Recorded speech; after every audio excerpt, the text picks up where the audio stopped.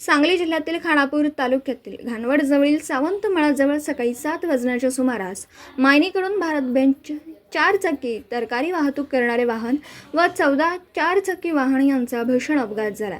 थोडक्यात वाचले दोनही वाहनांच्या चालकांचे जीव। या अपघातानंतर विटा शहरातील सामाजिक कार्यकर्ते नवनाथ हातेकरी हा मायनी येथे कामावर जात असताना या दोनही वाहनांचा अपघात झाल्याचं निदर्शनास आलं। सदर आजूबाजूच्या नागरिकांबरोबर नवनाथ याने प्रथमतः अपघात झालेल्या वाहनांमध्ये कोणी जखमी झाले आहे का याची सर्वांनी मदत कार्य म्हणून पाहणी केली। मात्र कोणतीही जीवितहानी या अपघातात झालेली नाही। मात्र विट्याहून पंढरपूरकडे 14 चाकी कंटेनर जात असताना व महिन्याहून तरकारी माल वाहतूक 4 चाकी जात असताना या दोनही वाहनांचा अपघात झाला। सदर या अपघातानंतर आजूबाजूच्या नागरिकांनी घटनास्थळी धाव घेतली आहे, तर काही काळ या रस्त्यावर वाहतूक ठप्प झाली होती। घटनास्थळी नागरिकांमधून मिळालेल्या माहितीनुसार कोणीही या अपघातात मृत्यू नसल्याचं सांगितलं।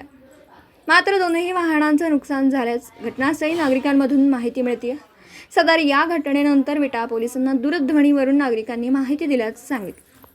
या अपघातात दोनही चालकांचं नाव गाव मात्र समजू शकलेलं नाही। विट्यातील तरुण युवक नवनाथ हातेकर या तरुणाने अपघात घटनास्थळी मदतीचा हात दोनही चालकांना देत भयभीत झालेल्यांना आधार देत त्या युवकांनी या चालकांना लागेल ती मदत घटनास्थळी केल्याची चर्चा नागरिकांमधून होती।